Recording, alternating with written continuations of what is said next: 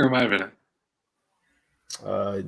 You. All right. So Vince and Vanessa have come up with a great idea to do what is a weekly stream in which we talk about a specific topic. We're just going to be a short fun fact followed by some Q&A, and then maybe a little bit longer conversation, depending on how many conversations or questions there are from the audience. So we're starting off. We were just talking a moment ago about what fun fact we wanted to start off with today. And I know I'm kind of embarrassed to say it, but I don't, we were joking because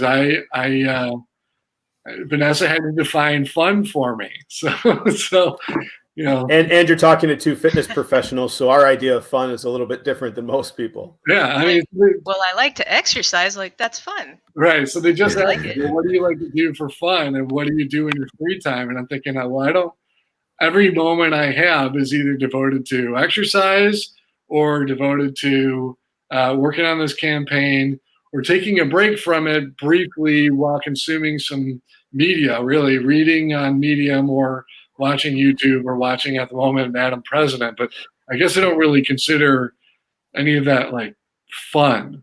I don't know. Fun, I guess, would be playing basketball with the guys or, like doing something that's more social, which is entirely banned right now under these completely unconstitutional and utterly inappropriate executive orders for a coronavirus that it's not fun. If you were going to go with your original answer of exercise, what's your go-to exercise? Do you have a favorite routine? Yeah.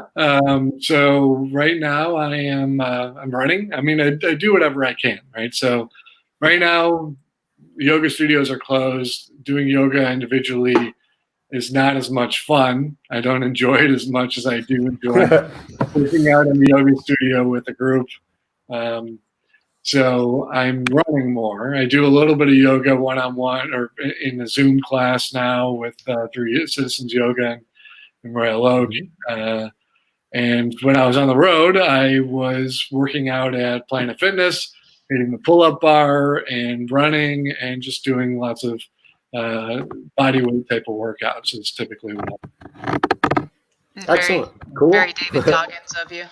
What's that? So it's very David Goggins of you. Very David Goggins, the body weight workouts. I don't even know who David Goggins is. Oh, really? Oh, man. That's a book recommendation of like the century for me is Can't Hurt Me by David Goggins. He's considered to be one of the toughest man on earth to a lot of people, mentally and physically. He's been through a lot. He's got a really great story. So Can't Hurt Me is my book recommendation for that one. Well, Joe, thanks for sharing something personal about yourself to the people here. Before Vanessa and I turn this into another fitness podcast, we would like to discuss some political topics. Now, most people don't know that we're launching today. We haven't really announced this.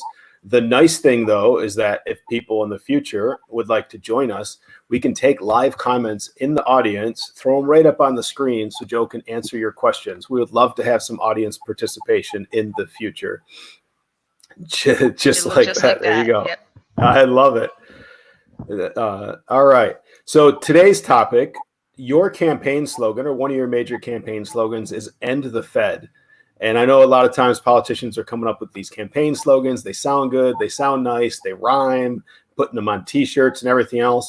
But really, I was hoping that you could just paint a picture for the American people on what would the world look like in our country if there was no Fed. What does End the Fed mean? Okay, first off, well, thank you for the question. But first off, I want to make sure that we complete the slogan. It's not just End the Fed. It's End the Fed and Go Green instead. Right? The American people want to know exactly what you just asked. What happened if you end the Fed? And so if you just leave it out there, people are going to be thinking, well, now what? So what I'm proposing is not just the problem and ending the problem, but also the solution, right? It's what we learn in the Marine Corps and like for you with football or in the classroom, don't present a problem without a solution, right? So what End the Fed, Go Green instead means is that we are simply replacing the bank ownership of our money, which is what the Federal Reserve is. It's a private bank, and the member banks own it, with a credit union in which the people own it. And so that way, instead of the Federal Reserve earning a minimum of $1 trillion a year, I think they're earning well over, I think, into the trillions of dollars a year. Of course, we don't know because we don't have access to their books because we don't own it. But I think that instead of giving them the money, which is what we're doing, we're subsidizing the banks with this program, we can instead give the people the money, right? And that's what Andrew Yang is talking about, and a lot of the Democrats are talking about with their universal basic income, and what it looks like they're starting to accomplish with the unemployment program, et cetera, with their $600 a week. The best way to accomplish that sort of program is through direct ownership by the people of our own money, so that it's no longer that is money, but and then you also don't have to tax the people to create a universal basic income. We simply own our credit union, and we earn a profit through our productive, our collective production in the GDP. And then every quarter, the individuals, we would earn a citizen dividend or a freedom dividend, as Andrew Yang called it. But this is not a new idea. This goes back to Thomas Paine and the founding of our country. Alaska gives a dividend for oil revenues. Saudi, I mean, I don't want to make a comparison to Saudi Arabia, but they do it too. And so there are a lot of countries out there. New Zealand owns, they have a public bank that's owned by the people. And so this is not a new concept. This is a very tried and true concept. And it's simply a matter of aligning our money with the people and with our social and environmental values instead of with the banks, which currently are running the system into the ground, as far as I can tell, right?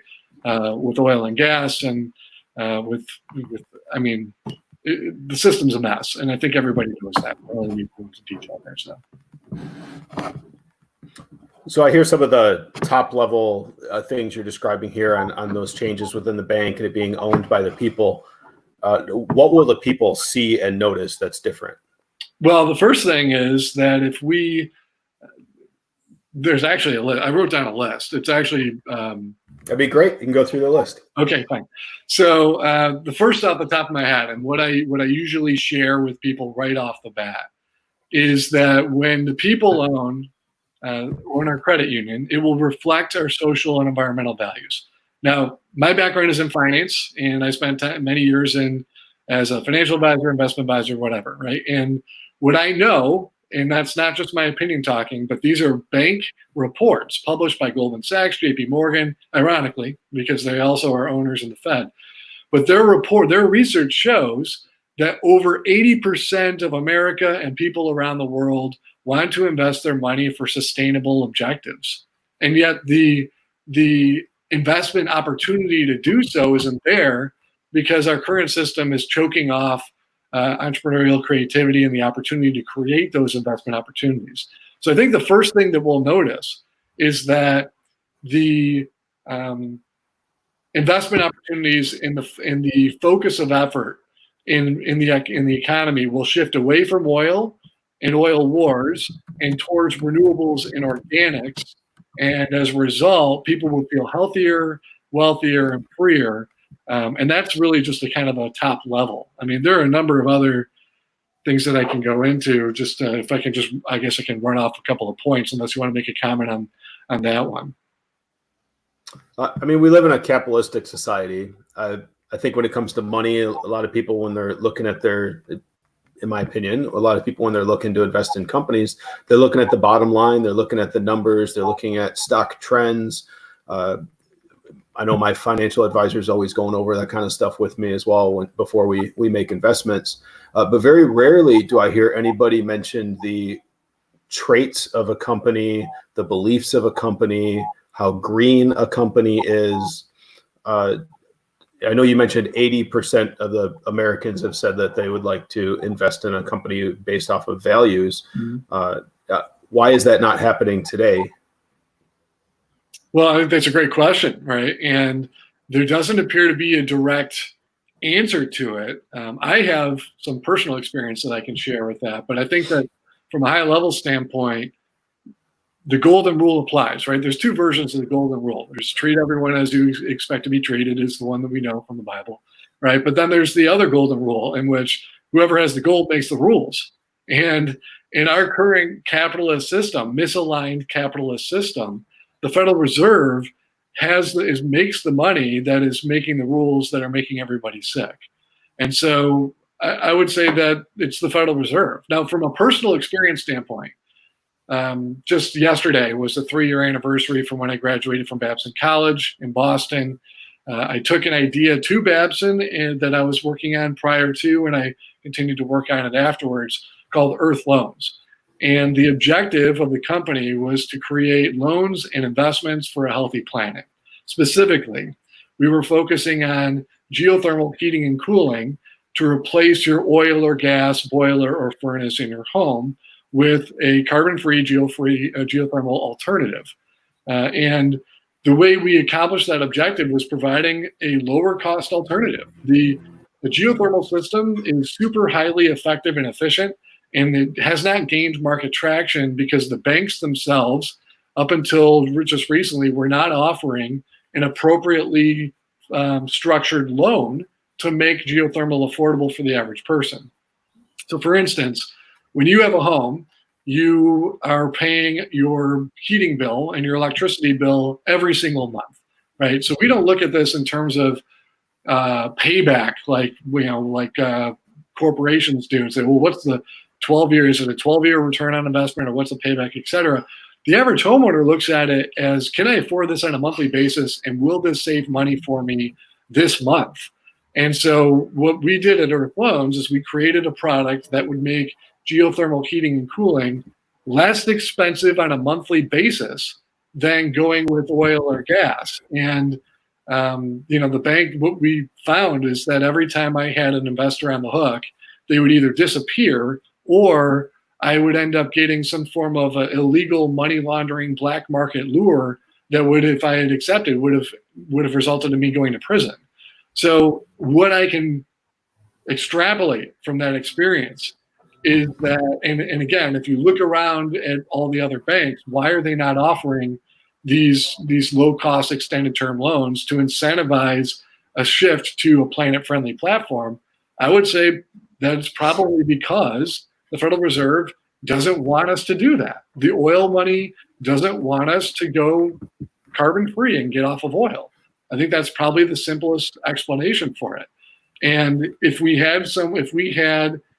ended the Fed and we went green instead with a credit union that was mandated to reflect the people's values and was clean, green, citizen-owned, and fully transparent, so that every person would get a quarterly dividend, we would also recognize that we're making each other sick by polluting our air, water, and our food. And if we just stop polluting by stopping the use of oil and gas, we'll all be healthier, wealthier, and a lot freer too. So I think that's one of the biggest things that we would notice. We would get paid. We would get a citizen's dividend every single quarter, money in our pockets, not the government's pockets, our pockets, every quarter. And it's not new money. It's right now it's going to the banks. So we're not creating new money. We're just simply not paying the banks anymore for work that they're not doing for us, right? So we would get money every single quarter. We would get off of oil and out of oil wars. We would probably cut our budget in half because of savings from oil wars and because we would be healthier as a people. And therefore, because we own our money and we own our government again, we'd be wealthier and freer as a result too. So those are big, high level. I mean, these are huge, like a small minor change can have huge outsized effects on us, on the well-being of everyone. No arguing that, especially working in the fitness industry. I see small steps all the time lead to big results. And not many people would argue that we would be a lot healthier if we could decrease our pollution. I do have a couple questions, though, about the Fed and the stocks here. First of all, when it comes to Earth Loans, it sounds like one of the things that Earth Loans would do is really create some more transparency with people on how earth-friendly some of the companies are, in addition to the geothermal information you were talking about. But right now, as a consumer, I have the ability to go out and purchase stocks. So one of the things I was initially trying to ask you was, when I'm purchasing stocks, I'm looking at a lot of the statistics and the numbers and the results. Yeah. Why aren't more people going out and purchasing stocks from companies that have a more of a green footprint?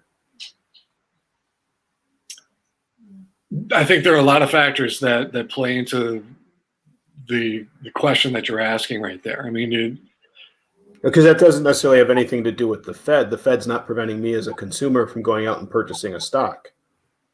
That's the question I'm asking. Okay, correct. I mean, but you're also getting into demographics. I think it's only 40% of America, 45% of America that has enough income to be able to afford to set money aside to put into stocks in the first place, right? So, you know, if you invest in stocks, you're effectively in a privileged class in America. That's the first thing that we ought to be looking at. And so, therefore, the stock market is representative of that class and does not take into consideration the people who are most vulnerable in America. These are people who, you know, don't have access to healthy food because they live in areas that are food deserts. These are people that are, and it's not a small group either. This is about 50% of America too. Over 140 million Americans live in areas that has air that's unsafe to breathe and causes asthma, water that's full of lead. PFAS is in most of our bodies, and most is the word that was used by the EPA and I think it was the CDC.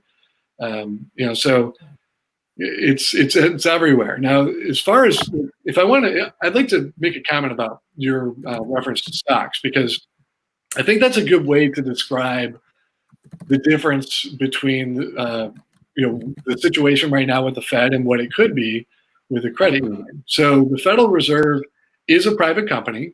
They have shares of stock, and the owners of those shares of stock are the private member banks. In other words, even if we wanted to buy shares of stock in the Federal Reserve, we cannot do so because they're not a publicly traded company. Does that make sense? Mm-hmm. So if we were to end the Fed and go green instead and turn it into a credit union, that means that every American would have an equal ownership stake in our credit union and would not have to save up to be able to buy a share. We'd already have an ownership stake. And so that means the profits earned collectively through our credit union of the United States would be equally distributed to all people, not 100% of it, because a portion of that is going to be paid out on interest on deposits through the banks and through the credit unions. And a portion of that is going to be reinvested into creating more green investment opportunities for the private sector to put their money to work. It's kind of like a market-based Green New Deal that requires no tax dollars whatsoever. It's a way to address everything that the Democrats, the environmentalist Democrats, want to accomplish without raising taxes, which I think is a really good way to do it. You know, so I thought that was an interesting comment that you made about the stock market, because again, this would be a way to give everyone a share of stock in our economy and earn a dividend from it, just like you earn a dividend if you own a share of Ford, for example. They pay a dividend out every quarter, or GM, right? So this would be exactly the same thing. We would earn a quarterly dividend by owning a share in our money in our collective economy. Excellent, thank you. So I'm just curious, and I understand if you don't want to reply to this question, if you don't want to throw any companies out there. But I was just kind of curious if there were any companies that stuck out as having a very positive, a very good footprint right off the bat. Patagonia is one that sticks out. That I think that they are usually on the front lines. I know that some people who have a lot of values in terms of environmentalism. Some people have gone to work for Seventh Generation, so I would say that's probably a good company. But real quick, I want to make sure that by no means are we endorsing go out and buy stock of these companies. No. So we're just purely talking about who has a green footprint here. Right, but I want to make it, you know, it's important to recognize that the difference between buying a company's stock and what's really needed in the world right now, which is not ownership in company stock. What's really needed in the world is more fixed income. And fixed income is a project. So for example, if you build if you put geothermal in your home, heating and cooling, or solar panels on your roof, or if you even buy, let's call it a Tesla, that's another company, right? Tesla. If you do any of those things, there's a fixed income stream associated with it, right? If you buy your Tesla on a 5-year loan, that's a fixed income product that can be sold to investors.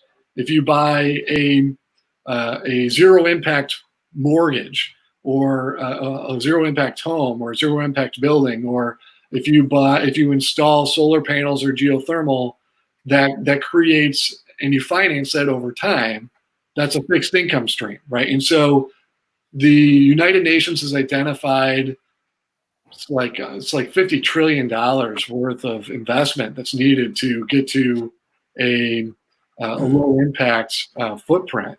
And that's fixed income. Those are project-based investments. That's not investment in stock. And that's what's missing. And that's the reason why interest rates around the world are negative or close to zero, because there's not enough supply of quality investment. As a result, I think the key there is instead of getting away from shares and stock, getting into investing in companies and investing in that green footprint. Yeah, I mean, think about it like Lending Club or Prosper, right? So Lending Club and Prosper, and there are other companies, Patch of Land. And what they do is they create investment, and you invested into Prosper for years. You were investing, right? So we both invest in Prosper, and so they create 5-year term loans that we invest into those, and you get a 7 of 12% in some cases return on investment on that, right? So imagine doing that for planet-friendly projects, and then making it available to everyone in America or even everyone around the world. That would raise interest rates, that would stabilize pensions, that would enable people to retire with dignity. I mean, that would also bring the economy closer in line with the planet. I mean, the changes are huge, and it's not happening simply because the Federal Reserve wants us to continue to use oil instead of move to a more planet-friendly platform. So on that topic of change, that's actually where I was wanting to go next here. Change is scary for a lot of people. So when we're talking about something ending the Fed, that's a major change for our country with a huge ripple effect, and we know what a ripple effect can do. So what would be your initial step? I mean, is it just end the Fed and we just have chaos and figure out where to go from there, or is there a step-by-step plan on how you would do this? No, so end the Fed, first off, and the use end of the Fed, go green instead. Excuse me. It's hard for me to say the go green part, being a former University of Michigan student. Fair enough. So part of it is marketing. End the Fed is a phrase that's been in the libertarian lexicon for many years because the Federal Reserve is effectively our slave master, right? So what we need to do is end their ownership over our economy and over our money.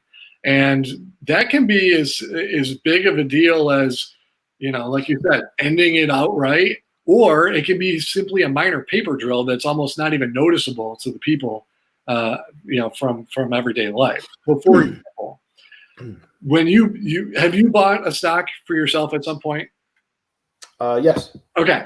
So when you bought a stock, whether you were using it in your 401k or with E-Trade or whatever, combination of. Okay, so someone sold that stock to you. Do you know who that was? Nope, no clue.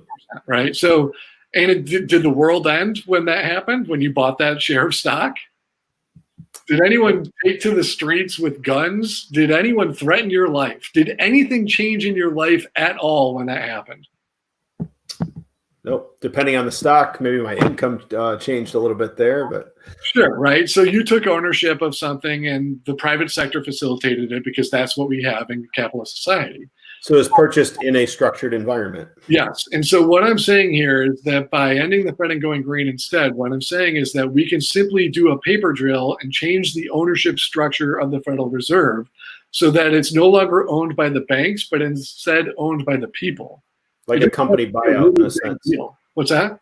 Like a company buyout in a sense.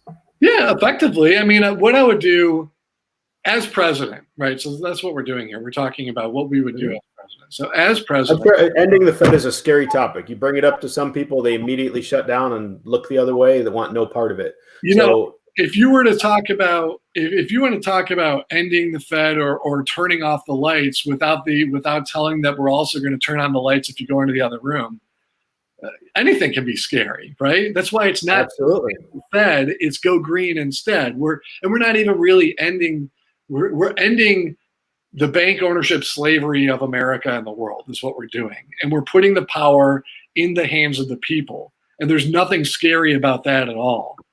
Right. I mean, we deserve to have a dividend from our own production. I mean, give me one good reason why we should continue paying the Federal Reserve for something that we can do just as well on our own.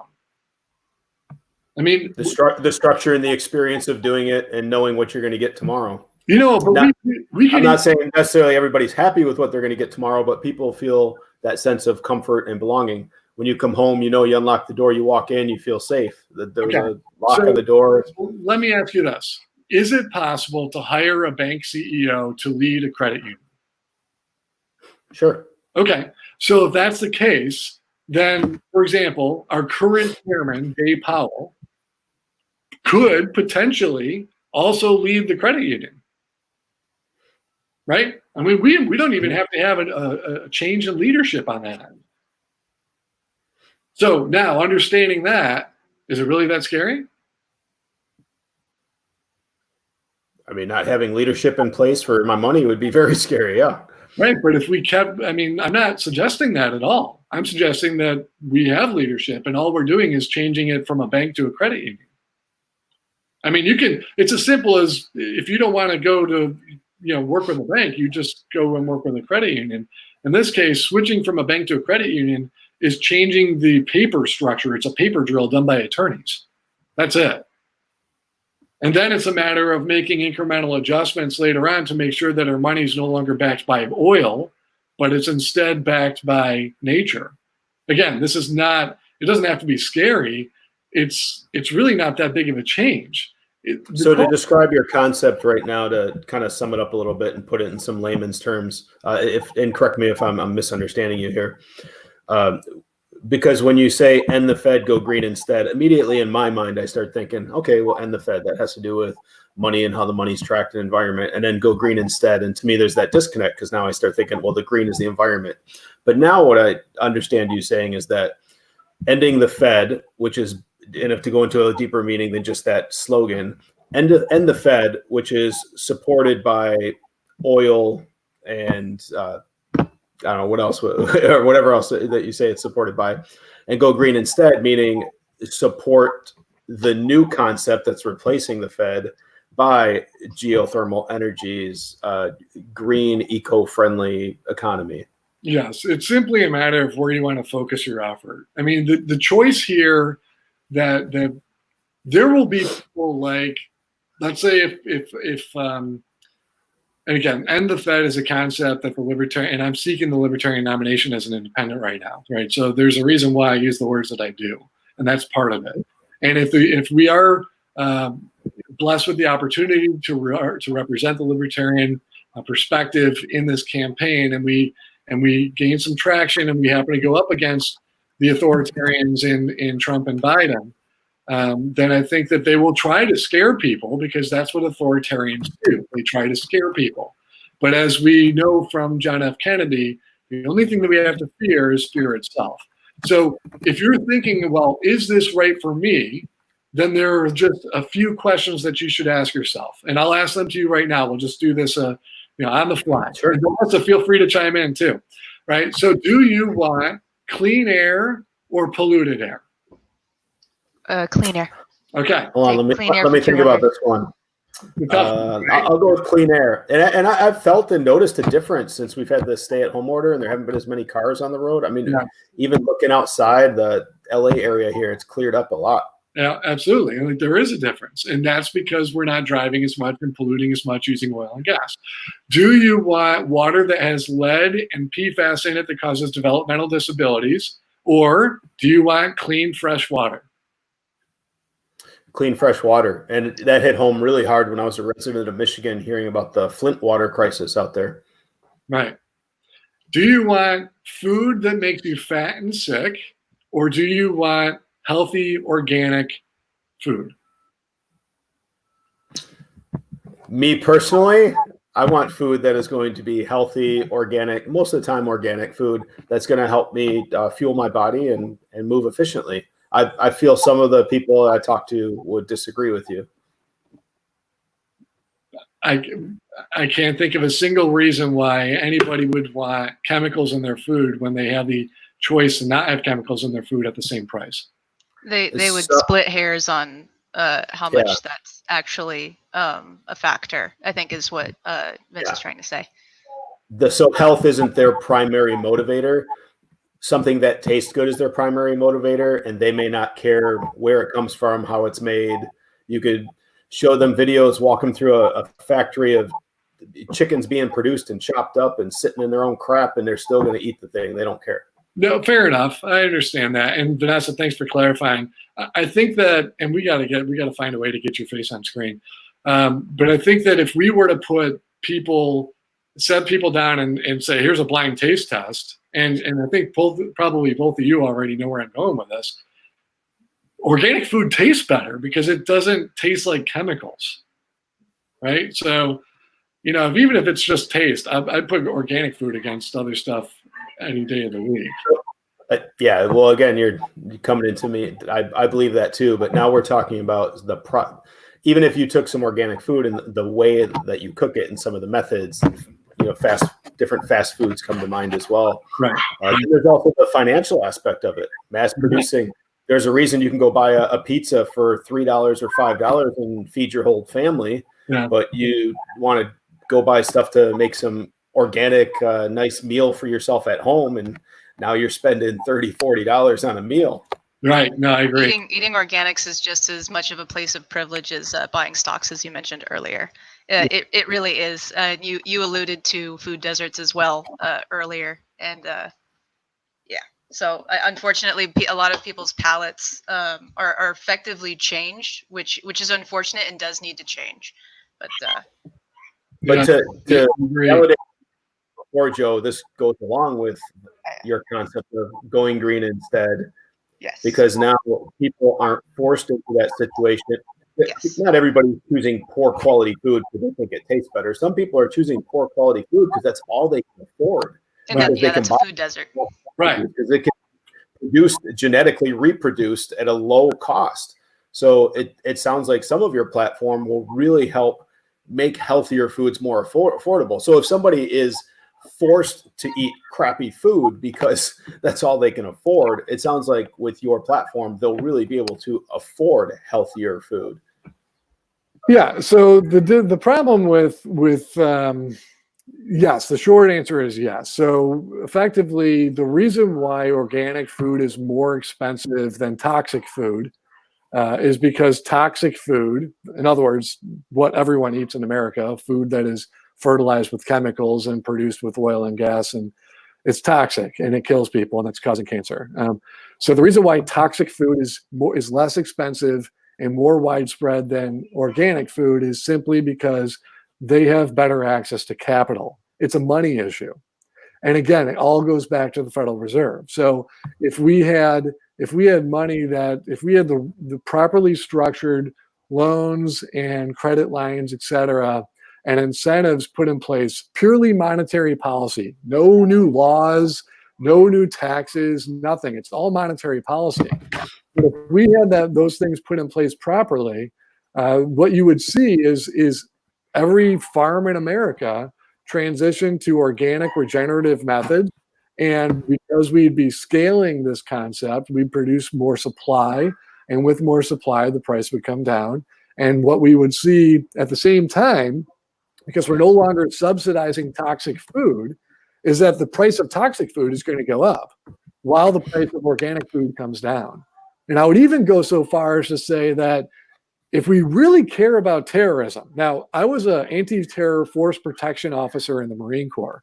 As my logistics was my primary, but I was also trained as an anti-terror force protection officer. And if we really care about terrorism and protecting against terrorism, then we need to get away from these centralized systems of food and water and make sure we create decentralized systems in every community and town across the country, in which we produce our food locally and we produce water locally, even at the household level. And if we did these things, then we'd all be safer, we'd all be healthier.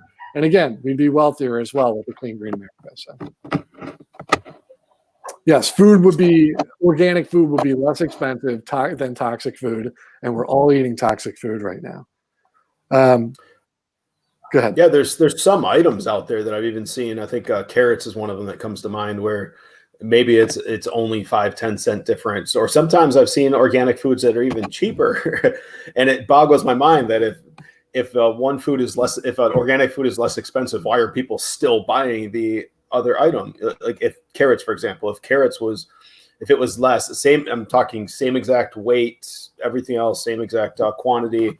If it was the same price, it boggles my mind that they would even be able to sell a normal genetically enhanced carrot versus. I don't know. Some people, I guess it's a matter of consumer preference and what people are used to doing again, but habits too. Yeah.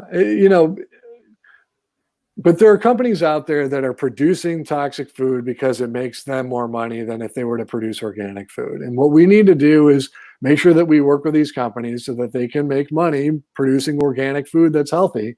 The alternative, as president, if they want to oppose that, then that's fine. They can pay for our healthcare bills. And I don't think they want to pay for our healthcare bills. Did you know, here's a fun fact. Did you know that the corporate America produces $8 trillion per year in profits? $8 trillion. That's a lot of money. That's pretty good. That's what makes America strong and great. I combined the two. Right. But it works in some circles. Yeah, right. Whatever. So interestingly though, out of that $8 trillion, only $275 billion, according to the last count, is paid in tax revenue. That's less than, it's like 3%, 3.5%, and they have like a 22% tax rate, and yet they're only paying 3%. They're not paying anything in taxes right now, right? So if they want to continue polluting America, then they can pay the price for it. They can pick up our healthcare tab. I don't think they want to do that. And so I think that they probably would be incentivized to say, okay, we should probably transition to something that's not going to kill people and make us fat and sick. Yeah. So Joe, we have about 5 minutes left here.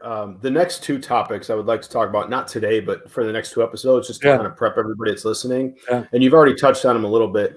One, I would like to talk a little bit about pollution in the environment, and I'd also like to talk about healthcare. So in the next two upcoming weeks, that's what people can expect to talk about. And I think, like you said, and the Fed go green instead. They're all related. Yes. So we'll talk in detail about healthcare. I know, excuse me, we've already started getting into some of the details here about healthy foods and everything else, and it's on a lot of people's mind right now. But 5 minutes left. I'd like to, what would you like to say? To wrap up this and the Fed go green instead, to kind of summarize everything we've talked about today.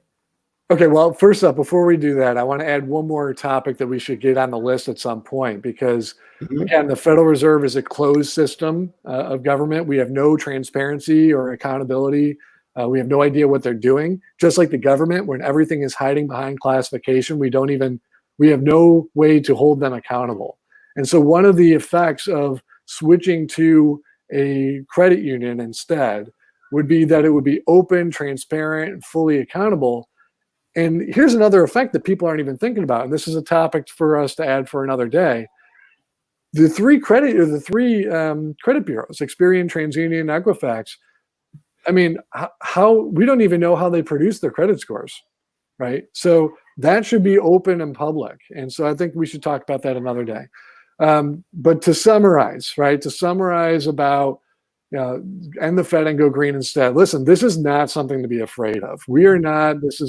what we are doing here is giving people the choice between clean air or air that makes us sick, between clean water or water that makes us sick, between healthy organic food or food that makes us sick, between more money or less money. And these are simple choices, especially more money or less money, right? With a credit union, every American will have more money in their pocket every quarter without question, possibly even every month if we want to do it that way. With the Federal Reserve, we have less money, and more money goes directly into the banks, into the pockets of the banks and the wealthiest of the wealthy. And that is the reason why we have an income gap problem, a wealth gap problem in America. It all starts and ends. That's the reason why healthcare is expensive. That's the reason why we're getting sick. It all starts and ends with the Fed. Whoever has the money makes the rules. The Federal Reserve is making the rules that are making us sick. If we want to not be sick, and we want to be healthier and a heck of a lot wealthier and freer, we need to end the Fed and go green instead. Thanks, Vinay and Vanessa, for hosting. I thought this was well structured. I thought you guys did a good job, and I'm having fun with it. So let's keep Thank you. I appreciate it. Yeah, it's good to get you out there. And I would, if anybody is listening, I would encourage you to send us, if there's topics or questions you want answered, shoot them in the comment section, send them, email me, Vanessa, Joe, whoever, will get them out there. This platform is set up so that we can educate people as to Joe's platform, and so that we can dig into his platform a little bit to nitpick and see what it is, see how things are going to get done, and see how he's going to answer things that affect our lives personally. So everybody stay safe and stay healthy out there. Thank you very much. And if you happen to be a Libertarian delegate this weekend and you're voting for your nominee, this is our one opportunity, as Eminem would say, one shot, one opportunity to give everything we want, to make it happen. If we need to nominate somebody who can speak about ending the Fed and going green instead, to expand the tent to include women and minorities and environmental progressives, to expand the tent of liberty to include every American who's been disenfranchised under our two-party authoritarian system. This is our opportunity to take back America for the American people, to overthrow the status quo, to kick out the two parties, and to make America work again for the American people. So thanks again. I'm looking forward to our next talk. This has been a lot of fun. Cool. All right. Thank you, Joe. All right. Thank you.